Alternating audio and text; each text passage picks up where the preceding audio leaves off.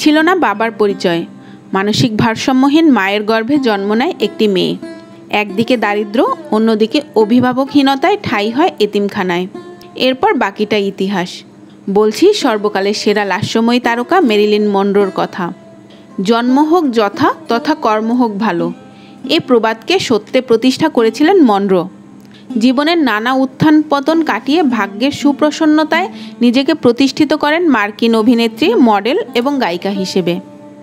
দুর্ভাগ্য নিয়ে জন্মালেও সৃষ্টিকর্তা যেন তাকে সৌন্দর্য উপহার দিতে কার্পণ্য করেননি। 2 হাত ভরে উজাড় করে সৌন্দর্য দিয়েছেন তাকে।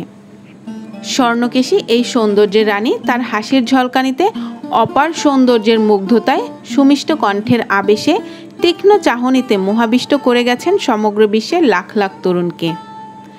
তাই মৃত্যুর অর্ধশত বছর পরও সর্বকালের সেরা আবেদনময়ী তারকা ও অভিনেত্রী হিসেবে শীর্ষে স্মরণ করা হয় মেরিলিন মনরোর নাম। রূপালী জগতে প্রবেশের পূর্বে ক্ষণজন্মা এই অভিনেত্রীর নাম ছিল নর্মা জিন বেকার। 1926 সালের 1 জুন ক্যালিফোর্নিয়ার লস অ্যাঞ্জেলেসে কাউন্টি নামক একটি হাসপাতালে জন্মগ্রহণ করেন তিনি। সংসার করতে হলে মডেলিং ছাড়তে হবে, এমন পরিস্থিতিতে উজ্জ্বল ভবিষ্যতের কথা চিন্তা করে প্রথম স্বামী জেমসের সাথে 4 বছরের সংসার জীবনের ইতি টানেন। 1946 সালে প্রথম অভিনয় জগতে পা রাখেন মনরো। সেখান থেকেই নর্মা জিন বেকার নাম পরিবর্তন করে পরিচিত হন মেরিলিন মনরো নামে। বাদামি চুলের রং পরিবর্তন করে তাতে প্লাটিনামের সোনালি আভা আনেন। পরবর্তীতে এই স্বর্ণালী চুলই তাকে অন্যদের থেকে দৃষ্টিনন্দন করে তোলে দর্শকদের কাছে।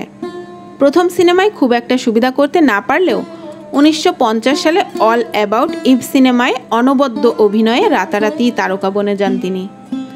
পর্দায় তার খোলামেলা পোশাক সমালোচনার ঝড় তুললেও তিনি হয়ে ওঠেন লাখো লাখো তরুণের হৃদয়ের রানী। একের পর এক ব্যবসা সফল সিনেমা দিয়ে যখন খ্যাতির শীর্ষে, ঠিক তখন প্রথমবারের মতো সম্পূর্ণ উন্মুক্তভাবে নিজেকে প্রকাশিত করেন প্লেবয় ম্যাগাজিনের প্রচ্ছদে। জনপ্রিয়তার শীর্ষে থাকা অবস্থায় হঠাৎই ঘটে ছন্দপতন। ক্যারিয়ারের মধ্যগগনে জীবনের নানা হতাশায় অধিক ওষুধ সেবন ও মদ্যপান শুরু করে কাজে অনিয়ম আর অমনোযোগী হয়ে পড়েন। পরিচালকদের কাছেও অপ্রিয় হতে শুরু করেন। শেষ বয়সে জন এফ কেনেডির সাথে ঘনিষ্ঠতার কাহিনী শোনা যায় তার। তবে সেই কাহিনী ডালপালা ছড়ানোর আগেই সারা বিশ্বকে স্তব্ধ করে দিয়ে মারা যান তিনি। রহস্যের কমতি ছিল না সেই মৃত্যুতেও। তবে মৃত্যু যেভাবেই হোক, মাত্র 36 বছর বয়সে জীবন প্রদীপ নিভে গেলেও তার হাসিতে মোহাবিষ্ট লাখ লাখ ভক্ত আজও লাস্যময়ী মেরিলিন মনরোর সৌন্দর্যের রহস্য খুঁজে বেড়ায়।